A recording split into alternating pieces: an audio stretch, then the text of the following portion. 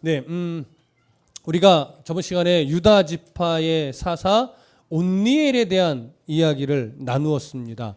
온니엘에 대한 이야기는 단순하게 이스라엘 역사 가운데 한 에피소드로만 끝나는 것이 아니라 이스라엘의 첫 사사로서 하나님이 세우신 사사는 어떠한 역할을 감당해야 되는가에 대한 기준이 되고, 또한 이스라엘이 사사 시대를 보내면서 어떤 신앙을 소유해야 되는가에 대한 신앙의 기준이 되는 이야기였습니다. 그래서 온니엘의 이야기는 굉장히 중요한 가치가 있는 그런 내용이었습니다.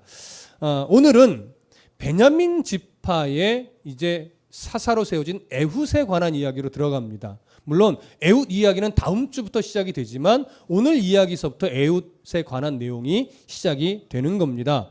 자, 베냐민 지파에 대한 에훗인데요. 베냐민 지파는 가나안 땅의 어떤 중부 지역에 해당합니다. 뭐 중남부 이렇게 표현해도 되지만 그냥 보편적으로 가나안 중부 지역입니다. 그래서 예루살렘, 여리고 이 지역을 중심으로 하고 있는 사해 바다를 기준으로 한다면 사해 바다 북쪽에서 서쪽에 해당하는, 북쪽 위치에서 서쪽, 그러니까 북서쪽에 해당하는 지역을 할당받은 그런 지파입니다.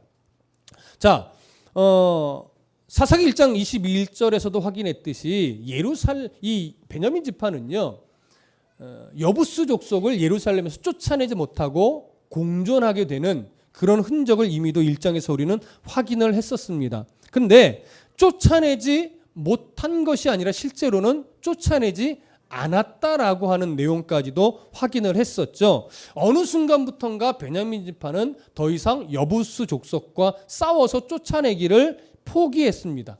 그리고 그들과 공존하며 함께 살아가는 것을 선택했지요. 그러면서 오늘 사사기 3장으로 넘어와서는 그 베냐민 지파의 모습을 어떻게 평가하냐면 12절에서 이스라엘 자손이 또 여호와의 목전에 악을 행하니라 이렇게 평가하는 겁니다. 여기 보면 이스라엘 자손이 이렇게 표현하고 있지만 실제로는 이스라엘 12지파 전체를 말하는 것이 아니라 베냐민 지파를 말하는 거예요. 근데 베냐민 지파의 이 모습이 결국은 이스라엘 전체의 모습과도 동일하다고 보기 때문에 베냐민 지파의 사건을 다루지만 성경은 이스라엘이 이렇게 지금 표현하는 겁니다. 또한 이스라엘 자손이 이렇게 표현을 하는 겁니다. 마치 이스라엘 전체가 행한 악행처럼 그렇게 표현하고 있음을 여러분 기억해 두시고, 그러나 지금 12절 이후는 이스라엘 전체를 대변하는 어느 지파요? 베냐민 지파에 관한 이야기라는 것 기억해 두십시오. 베냐민 지파가 더 이상 여부스 족속을 몰아내지 않고 그들과 공존하면서 악을 행하였습니다. 아마 그들의 우상을 같이 섬겼겠지요. 이로 인해서 결국 하나님은 이것을 악행으로 결정하시고 모압 족속의 왕 에글론을 일으키셔서 이스라엘을 공격하게 했고 이스라엘을 속국으로 삼았습니다. 물론 이스라엘이라고 하지만 뒤에 본문으로 들어가서 말씀을 드리겠지만 이스라엘 전체를 속국으로 삼은 것으로 보지 않습니다. 베냐민 지파를 속국으로 삼아서 조공을 받으며 베냐민 지파를 압제한 것입니다. 그렇게 이스라엘은, 좀 더 구체적으로 말하면 그렇게 베냐민 지파는 18년 동안 모압 왕 에글론의 압제 속에서 고통을 받으며 살아야만 했던 겁니다. 자, 그 내용으로 오늘 이제 들어갑니다. 12절 다 같이 읽겠습니다. 사사기 3장 12절 시작. 이스라엘 자손이 또 여호와의 목전에 악을 행하니라. 이스라엘 자손이 여호와의 목전에 악을 행함으로 여호와께서 모압 왕 에글론을 강성하게 하사 그들을 대적하게 하시매. 자, 일단 이스라엘 자손이라는 건 베냐민 지파를 의미한다. 전체를 대변하는 그런 내용은 앞에서 말씀을 드렸고, 베냐민 지파의 악행을 표현하면서 성경이 이렇게 말해요. 이스라엘 자손 베냐민 지파가 또 여호와의 목전에서 악을 행했다. 우리들은 눈을 사로잡아야 되는 단어는 뭐냐면 또라고 하는 표현입니다. 또. 이 또라고 하는 단어는요, 우리식의 느낌으로는 아이고 또 그랬어? 반복되는 죄를 의미합니다. 히브리어도 마찬가지입니다. 반복되는 의미예요. 반복되다 이런 의미가 있어요. 근데 또 하나의 의미가 있어요. 더해지다 이런 의미가 있어요. 증가시키는 거죠. 그러니까 베냐민 지파는요, 사사시대에 계속 반복되는 우상숭배가 중심이 되는 모든 악행을 반복하여 지금 저지르고 있지만, 반복하다는 의미와 함께 더 강조되는 것은 뭐냐면, 반복되는 악행을 저지르는 가운데 그 죄의 강도가 더 심해지고 있다. 이게 강조되는 거예요. 온니엘이 유다 지파의 온니엘이 이스라엘을 구원했습니다. 메소포타미아 구산 리사다임을 물리치고 이스라엘을 그의 앞제소에서 해방시켜서 몇 년 동안 평온했다고 그랬죠? 40년 동안 평온했다고 그랬습니다. 40년 동안 평온한 가운데 이스라엘은 하나님이 어떤 분인지를 더 깨닫고 하나님께 순종하기를 더 힘쓰고 우상을 철폐하고 하나님만을 섬기는 백성으로 더 견고하게 그 시간을 보냈어야 하는데, 이스라엘은 그렇게 하지 않았다라고 하는 거예요. 어떻게 했다는 거예요? 오히려 40년의 기간 동안 점차 다시 우상에게 마음을 빼앗기더니 이전보다 더 우상 숭배 및 죄의 강도가 더 강해졌다라고 하는 거예요. 그러니까 하나님께 40년 동안 뭘 한 거나 똑같냐면 더 센 매를 맞을 준비만 한 것과 동일한 결과를 난 거죠. 무슨 의미인지 이해되십니까? 자, 그런 의미가 바로 또라고 하는 단어에 담겨 있는 겁니다. 하나님은요, 40년간 악행을 더 강하게 만들어 가고 있는 이스라엘을 계속 바라보시면서 계속해서 하나님은 안타까워하셨습니다. 그러는 가운데 결국은 이놈들 이제 징계할 수밖에 없는 상태까지 이르렀구나, 이렇게 하나님은 판단하신 겁니다. 징계한다는 것은 단순하게 벌을 준다는 의미가 아니라 무슨 어떤 의미라고 그랬죠? 돌아오게 하기 위한 아버지로서의 징계라고 하는 거죠. 버리기 위한 징계가 아니라, 벌을 위한 징계가 아니라 다시 회복시키기 위한 징계였습니다. 그렇게 매를 대시는 겁니다. 그 매를 댄 내용이 12절 중간에 이렇게 되어 있죠. 이스라엘 자손이 여호와의 목전에 악을 행함으로 여호와께서 모압 왕 에글론을 강성하게 하사 그들을 대적하게 하시매, 이렇게 말합니다. 자, 모압 왕 에글론을 일으켰다고 합니다. 이 얘기는 모압 왕 에글론을 징계의 도구로 사용했다라고 하는 것이죠. 그러면 일단 모압 족속에 대해서 좀 생각해 보시죠. 모압은 어떤 족속입니까? 어떻게 시작된 족속입니까? 바로 롯, 아브라함의 조카 롯이 이제 소돔과 고모라가 불로 멸망당할 때 도망 나왔다가 그 작은 성읍에 있다가 거기 있는 것을 또 두려워해서 하나님의 뜻을 거스르고 어디로 가요? 산속으로 숨죠. 그 상태에서 두 딸이 아버지를 술 취해하고 성관계를 갖고 말하자면 아기를 낳아요. 그래서 큰 딸과 아버지 사이에서 난 아들이 뭐예요? 그게 모압이에요. 둘째 딸과 아버지 사이에서 난 아들이 또 누구예요? 그게 암몬이에요. 그러니까 어떻게 보면 참 말도 안 되는 상황으로 후손을 맺었지만 지금이 이스라엘과는 어떻게 보면 형제 나라와도 같지요. 서로 대적할 관계는 아니에요. 비록 이상한 모습으로 후손을 가졌지만 어쨌든 이스라엘과는 형제 나라란 말이에요. 근데 역사 속에서 어느 상황을 지나가면서 이스라엘과 이 모압은 형제 나라임에도 불구하고 원수의 나라가 되어버렸습니다. 그 대표적인 사건이 언제예요? 이스라엘이 출애굽하여 홍해바다를 건너 광야로 지나서 가나안 땅으로 가는 길목에 모압 왕 발락이 이스라엘과 전쟁을 해야 될 대상이 아님에도 불구하고 스스로 뭔가 모를 두려움에 빠져서 누구를 불러요? 거짓 선지자 발람을 불러요. 그래서 네가 저주 전문가니 이스라엘의 하나님께 제사를 드려 이스라엘을 저주해줘라.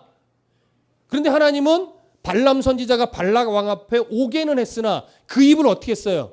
막아버리고 저주를 못하게 하고 오히려 축복만 선언하게 만들었죠. 그래서 결국 저주하기를 실패하고 돌아가는 길에 발람이 아이들을 내요.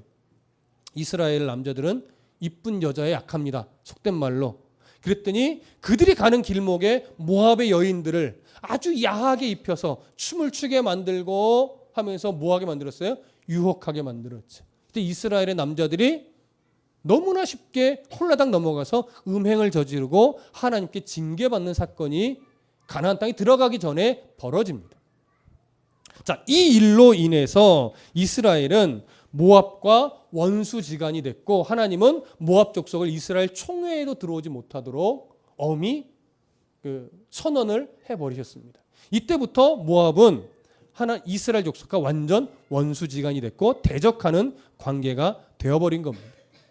자, 이런 모압 족속을 하나님은 이제 이스라엘을 대적하게 만드는 징계의 도구로 씁니다. 그러면 모압 족속은 어느 위치에 있던 지파냐?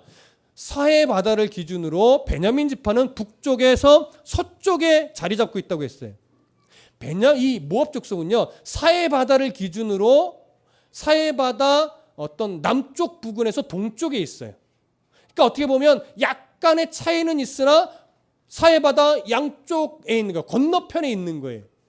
그래서 이 가까이에 있던 모압 족속을 하나님이 강하게 만들어서 이스라엘이라고 말하지만 어디를 대적한 거예요? 베냐민 지파를 대적하게 만든 거예요. 자, 그러면 이 모압 족속도 역시나 이스라엘 지경 안에 있는 이방 민족이에요? 이스라엘 지경 밖에 있는 이방 민족이에요? 밖에 있는 이방 민족이에요. 그러니까 징계의 도구는 이스라엘 지경 밖에 있는 모압 족속을 쓰고 시험의 도구는 베냐민 지파 입장에서 누구겠어요? 여부스 족속이죠. 이 징계를 받음으로 나중에 빨리 깨달아서 누구를 쫓아내라는 거예요? 여부스 족속을 쫓아내라는 거죠, 결국은. 그래서 징계의 도구와 시험의 도구가 약간 다른 겁니다. 지금 몇 주 동안 살펴보는 내용이지만요. 자, 그러면 이제 한 가지 우리가 좀 생각해 볼 게 있어요. 모압 족속을 강성하게 만들었다라고 하는 표현은 이 모압 족속의 어떤 군사력을 강하게 했다라고 하는 거예요. 그래서 이스라엘을 대적하게 했다라고 하는 거죠. 여기서 우리가 먼저 하나 우리의 어떤 고정관념을 좀 깨트려 버려야 될 게 뭐냐면 하나님은요, 자신의 백성을 무조건 지켜내는 수호신은 아니라는 겁니다. 우리는 알아요. 사실 이제 성경을 많이 들어왔기 때문에 하나님이 우리를 지켜내시는 분은 맞지만 무조건 우리를 지켜만 내는 수호신은 아니라는 걸 알아요. 왜냐하면 하나님은 우리를 하나님의 뜻을 위해 부르셨고 하나님의 뜻을 이루기 위해 우리를 다듬어 가시고 하나님의 뜻을 이루기 위해 목적지를 정하여 거기까지 가게 만드시는 하나님이시기 때문에 그걸 위해서 때로는 우리를 훈련도 시키고 그걸 위해서 때로는 우리를 연단도 시키시고 그 과정에서 우리가 훈련을 받지 않고 어긋난 길로 가면 때로는 사람의 매도 되고 인생의 채찍도 되시는 하나님이신 걸 우리가 이제는 알기 때문에 그렇습니다. 그래서 하나님이 그런 역사의 주관자인 것이지 우리를 언제나 아무 때나 무조건 지키고 보호하는 수호신은 아닌 거예요. 근데 우리는 은연중에 마치 하나님의 우리의 수호신인 양 마치 우리가 좀 하나님 앞에 외면을 당하는 것처럼 여겨지면 여지없이 우리의 입술에서는 뭐가 터져나와요? 불평과 원망과 하소연들이 툭툭 터져나옵니다. 그때마다 우리는 다시 생각해야 돼요. 하나님이 나의 수호신은 아니지. 내가 뭘 지금 하나님의 연단 속에 들어간 건지 내가 하나님의 뜻을 거스르고 있어서 내가 사람의 매와 인생의 채찍을 받고 있는 건지 이런 부분들을 빨리 캐치해야 되는 거예요. 하나님이 우리를 의도적으로 연단하기 위해 연단의 불 가운데 밀어넣으신 거면 그건 그냥 받아내면 되는 거예요. 의연하게 견디면서. 그러나 우리가 교만하고 하나님의 뜻에 어긋난 선택을 하고 어긋난 길로 자꾸 가서 받는 환난과 고난이라면 빨리 성화적 차원의 회개를 하고 스스로를 채찍질하면서 삶을 어떻게 해야 돼요? 돌이켜야 되는 거죠. 우리는 그 싸움들을 잘 해내야 합니다. 지금 이스라엘은 그런 차원의 징계를 받는 중에 빨리 징계를 통해서 뭐 해야 돼요? 돌이켜야 되는 거죠.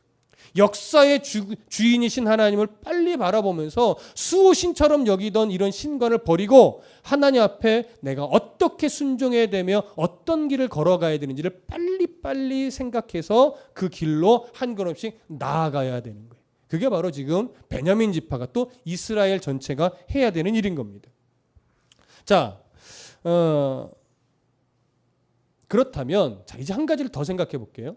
하나님이 모압 족속을 강성하게 해서 이스라엘 대적하게 했다면 하나님 만약에 모압 족속을 강성하게 만들지 않았다면 모압은 이스라엘과 아니요 베냐민 지파와 싸움의 대상이 된다는 얘기예요? 되지 않는다는 얘기예요?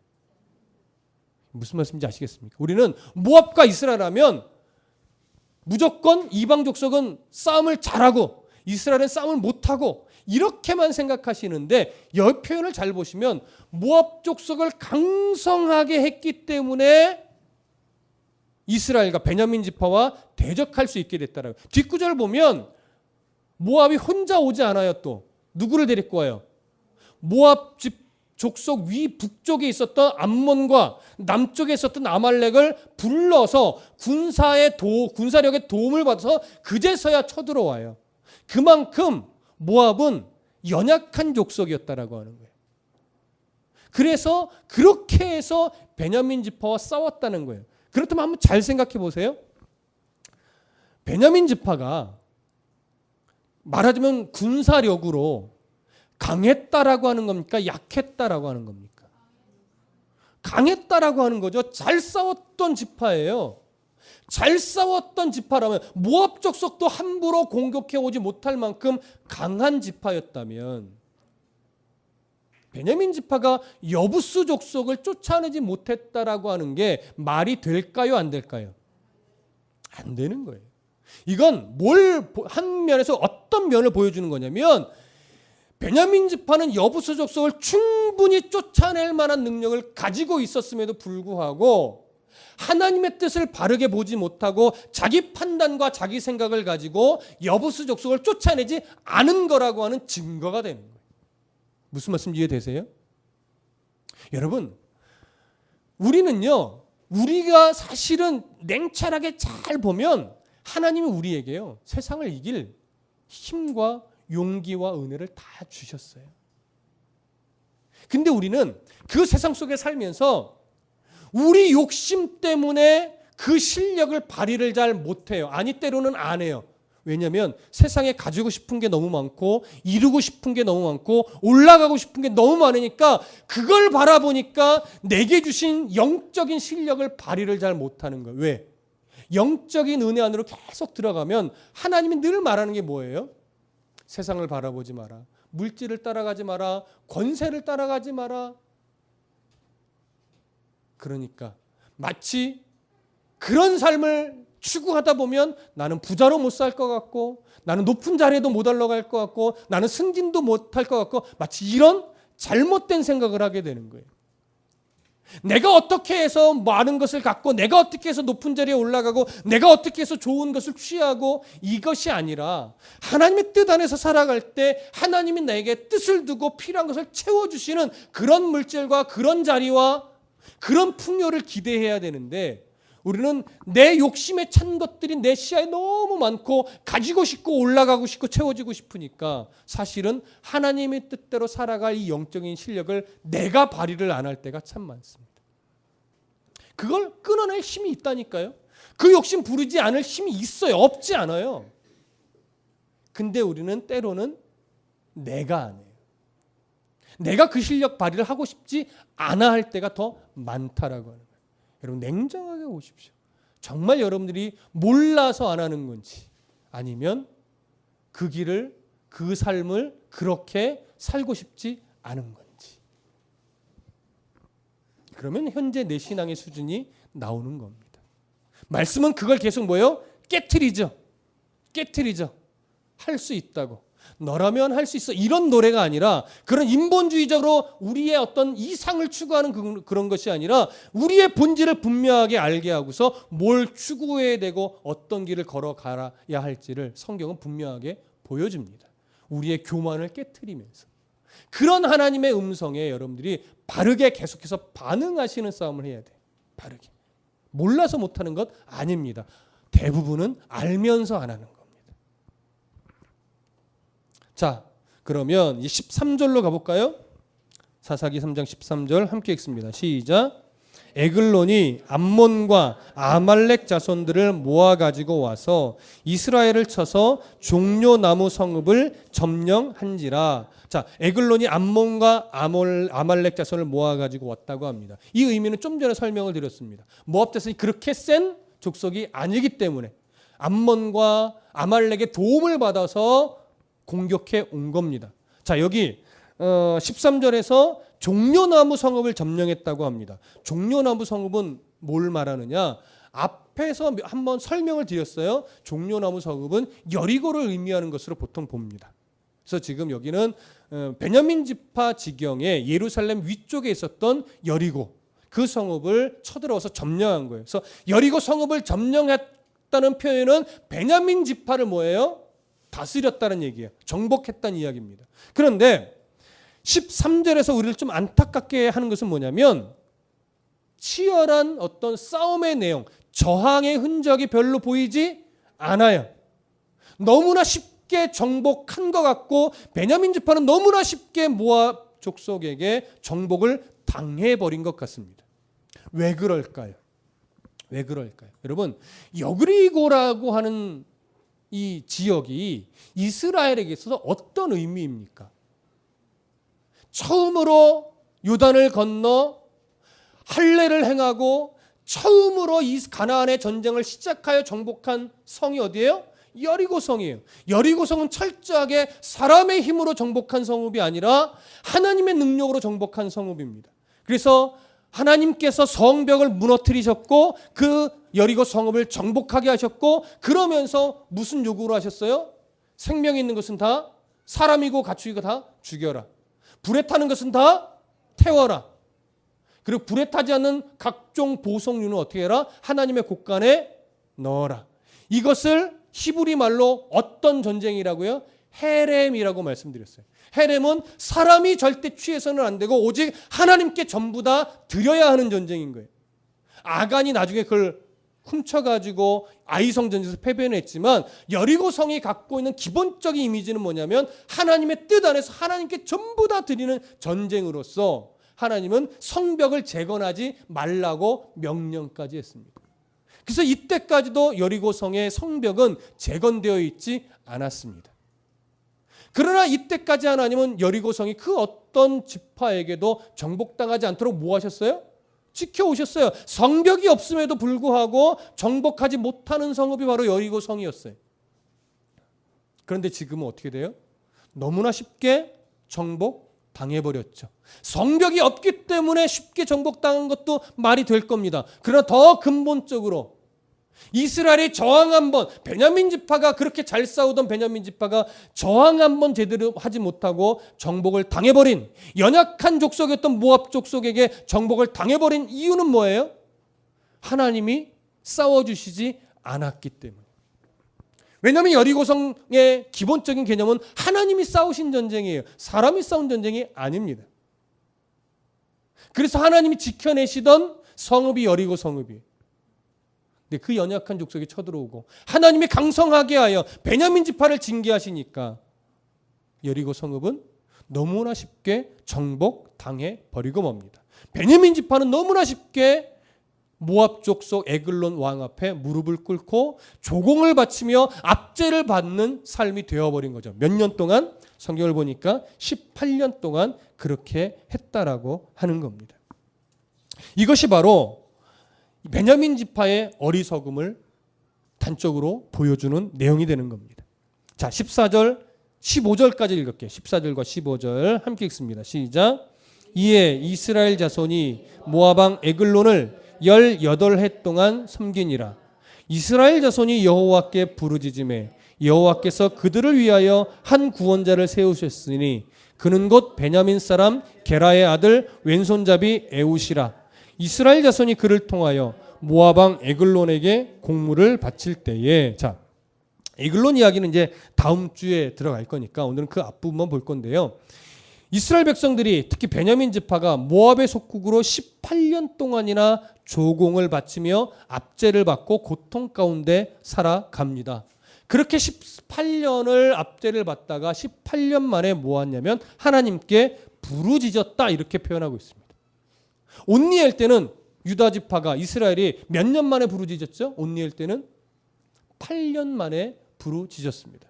지금은 2배가 넘는 기간을 지나서야 18년 만에 하나님께 부르짖게 된 겁니다. 저번 시간에도 확인했지만 하나님은 8년 동안 이스라엘이 부르짖으며 나오기를 학수고대하고 있었다. 기다리고 있었다라고 말씀드렸습니다.